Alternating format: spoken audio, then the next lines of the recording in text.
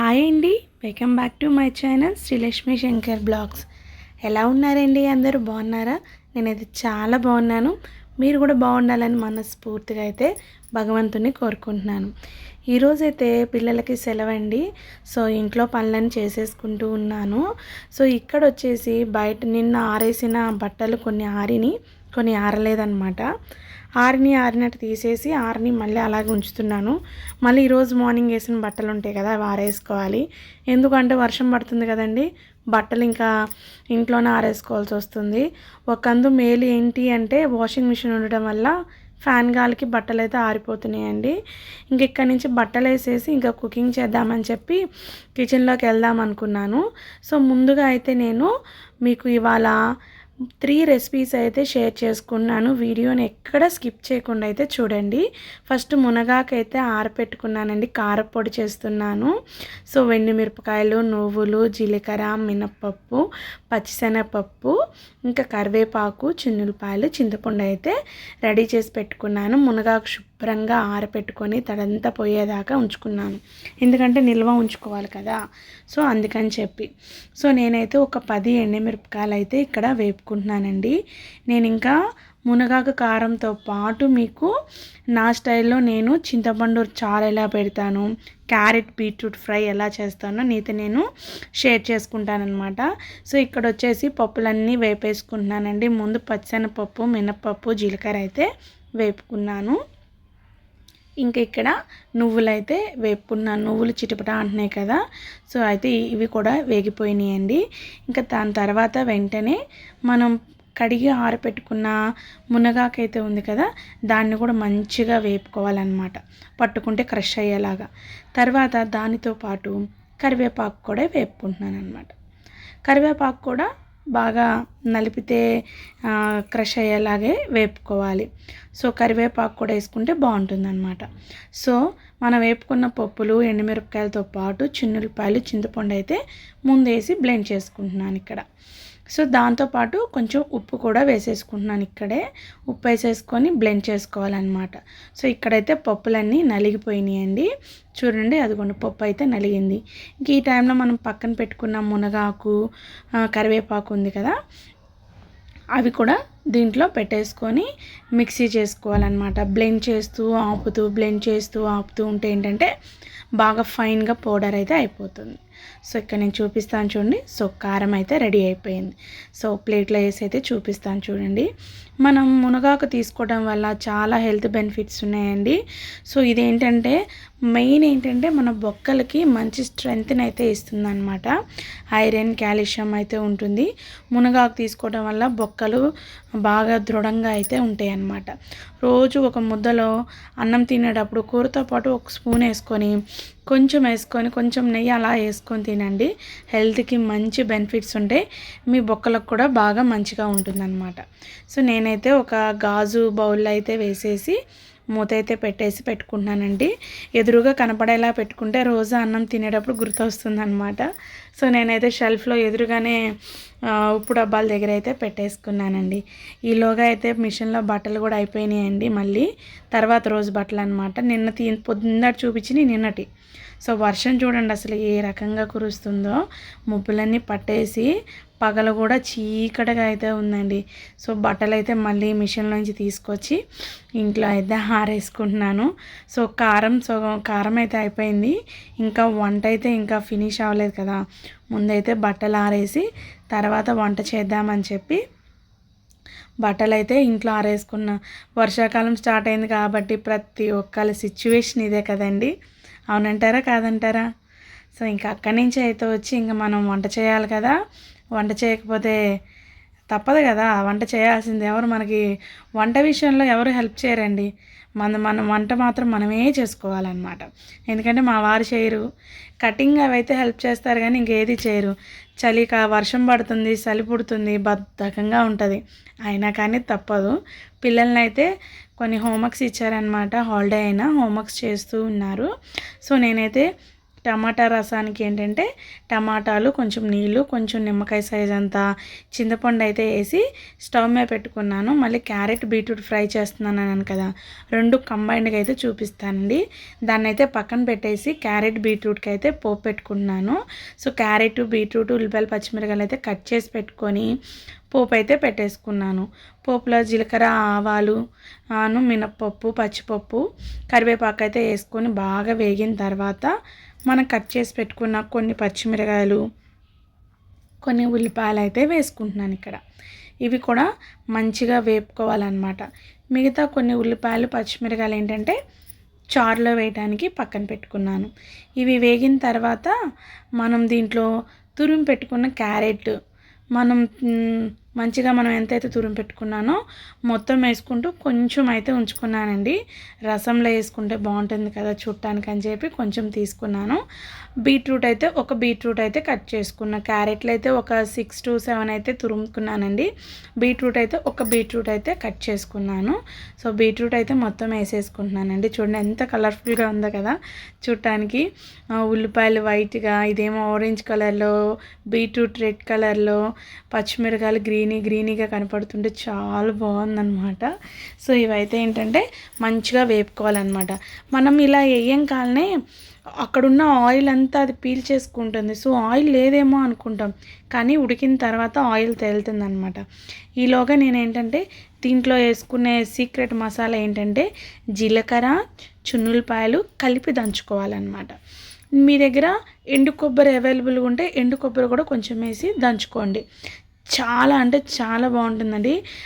జీలకర్ర అచ్చా పచ్చాగా దంచుకొని, వెల్లుల్లిపాయలు కూడా అచ్చా పచ్చాగా దంచి అక్కడ పక్కన పెట్టుకుంటే అసలు ఎంత మంచి ఫ్లేవర్ వస్తుందో తెలుసా అండి.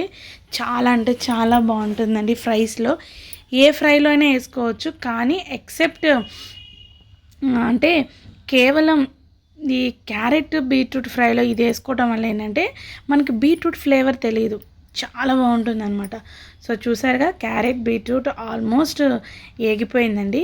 ఈ టైంలో ఏంటంటే మనం పక్కన దంచి పెట్టుకున్నాం కదా చూడండి జీలకర్ర, చిన్నులపాయ, అది కాస్త వేసుకొని కాస్త అలా గెంటితో తిప్పి ఒక 5 నిమిషాలు మూత పెట్టేస్తే మనం వేసిన జీలకర్ర వెల్లుల్లిపాయ ఫ్లేవర్ అనేది ఆ ముక్కలన్నిటికీ మంచిగా పట్టేస్తుంది అనమాట. సో అవి వేపుకున్నాం కదా, మూత పెట్టేసానని చెప్పాను కదా, మళ్ళీ మూత తీసేసి చిన్నులపాయ కారం అయితే వేసుకోవాలి. మేము అందరికీ తెలుసు కదా చిన్నులపాయ కారం ఎలా చేసుకుంటారో. దాంతోపాటు కట్ చేసి పెట్టుకున్న కొంచెం కొత్తిమీర వేసుకొని దాన్ని కూడా కొంచెం తిప్పుకొని మూత పెట్టి ఒక 5 minutes సిమ్లో పెట్టి వదిలేసేసాయి. అలా సిమ్లో పెట్టి వదిలేసేసుకున్నాం అనుకోండి, క్యారెట్ బీట్రూట్ ఫ్రై అయితే రెడీ అయిపోతుంది. చాలా అంటే చాలా బాగుందండి.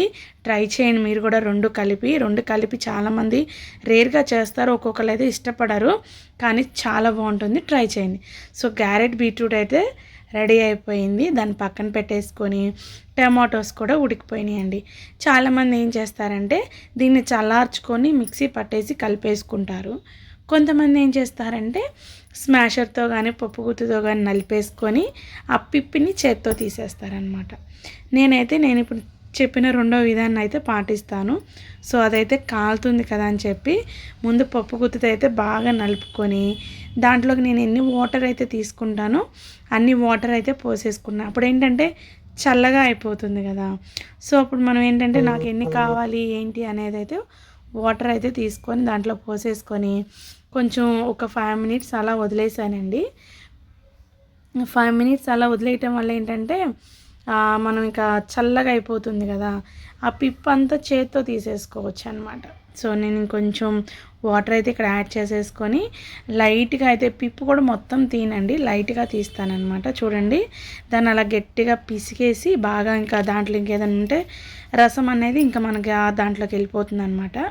దాన్ని కొంచెం అట్లా బాగా గట్టిగా పిసికేసి పక్కన తీసేసుకున్నాను. చూడండి ఆ విధంగా అయితే తీసేసి పక్కన పెట్టేసుకోండి. అలా కొంతమంది ఇంకా అలాగే ఉంచేసుకున్న ప్రాబ్లం లేదు, తినేయచ్చు. కాకపోతే మనం పక్కన తీసి ఏరి పెడతారు కదా. సో అలా కాకుండా ఉండాలంటే కొంచెం పెద్ద ఏంటంటే తీసి పక్కన పెట్టేసుకుంటే బాగుంటుంది అనమాట. సో తర్వాత అయితే దీన్ని ఇంకా డైరెక్ట్గా స్టవ్ మీద అయితే పెట్టేసుకుంటున్నాను. ఇదో పక్క ఏంటంటే మరుగుతూ ఉంటాయి అన్నమాట. ఈ మరిగే టైంలో మనం కొంచెం ఒక హాఫ్ స్పూన్ అల్లం వెల్లుల్లి పేస్ట్ అయితే వేసుకున్నాను. దాంతోపాటు రసం పౌడర్ ఉంటుంది కదా, కొంచెం రసం పొడి అయితే వేసుకుంటున్నాను. మీ దగ్గర రసం పొడి లేకపోతే స్కిప్ చేసేయండి, వేయకపోయినా చాలా బాగుంటుంది. సో రసం పౌడర్ అయితే వేసుకొని మూత పెట్టి పక్కనైతే పెట్టేసుకున్నానండి. ఈలోగా ఏంటంటే దీనికి సంబంధించిన పోపు ఏంటంటే పక్కన పెడతానన్నమాట. సో పక్కన బండి మీద మనం క్యారెట్ బీట్రూట్ ఫ్రై చేసుకుంది పక్కన ఉంది కదా, సో దాన్ని అలా పక్కన పెట్టేసేసి మనమైతే పోపు అయితే పెట్టేసుకుందాం. సో పోపుకి ఏం చేస్తాను, ఏమేమి వేస్తాను అనేది నేను ఇక్కడ మీకైతే చూపిస్తాను. ఫస్ట్ అయితే ప్యాన్ పెట్టేసుకొని ఈ రసానికి సరిపడా ఆయిల్ అయితే వేసుకుంటున్నానండి. సో ఒక స్పూన్ అయితే సరిపోతుంది. ఇంకొంచెం అంటే ఇంకొంచెం వేసుకుంటున్నాను ఇక్కడ. సో దాంట్లోకి వచ్చేసి కొంచెం ఇవి ఉంటాయి కదా పోపు దినుసులు, జీలకర్ర, ఆవాలు, పచ్చిశనగపప్పు, మినప్పప్పు, అన్నీ మన పోపు దినుసులు ఏవేమి ఉంటాయో అన్నీ వేసుకోవాలన్నమాట. నేనైతే ఇప్పుడు నా దగ్గర ఉన్న వాటితో ప్రకారంగా జీలకర్ర, ఆవాలు అయితే వేసుకున్నాను. తర్వాత ఎండుమిరపకాయలు అయితే వేసుకున్నాను. తర్వాత కట్ చేసి పెట్టుకున్న మన ఉల్లిపాయలు, పచ్చిమిరకాయలు పక్కన పెట్టుకున్నాము కదా, సో దాంతోపాటు కొంచెం క్యారెట్ తురుము కూడా ఉంచుకున్నాము. సో అవన్నీ పక్కన రెడీగా పెట్టుకొని దీంట్లో కొంచెం కరివేపాకు వేసుకొని వేపుకోవాలన్నమాట. అవి కొంచెం వేగుతూ ఉండగా పక్కనే పెట్టుకున్న ఉల్లిపాయలు, పచ్చిమిరకాయలు అయితే వేసేసుకుంటున్నానండి. అవి కూడా మంచిగా ఎర్రగా వేపుకొని పక్కనైతే పెట్టుకోండి. ఈలోగా మనం పక్కన రసంలో మరుగుతున్నాయి కదా, మరిగే టైంలో కొంచెం పసుపు, కొంచెం ఉప్పు, కొంచెం కారం, రుచికి సరిపడా ఉప్పు, కారము, పసుపు అయితే నేను ఇక్కడ మీకు చూపిస్తున్నాను. అవన్నీ వేసుకొని కొంచెం అలా తిరక్కాగేదాకా అయితే ఉంచుకోవాలండి. సో నేనైతే మీకు మళ్ళీ చూపిస్తాను చూడండి, మూత పెట్టేసి. సో పోపు కూడా ఓ పక్కన అయిపోయిందండి. ఆ పోపు అనేది ఆపేసుకున్నాను. చూసారా ఎంత బాగా తిరక్కాకుతున్నాయో. ఈ తిరక్కాగే టైంలో మనం పక్కనే వేసుకున్న పోపు తీసుకొచ్చి దీంట్లో వేసేసుకొని ఒక 2 మినిట్స్ అలా మూత పెట్టేసి తీసేయండి.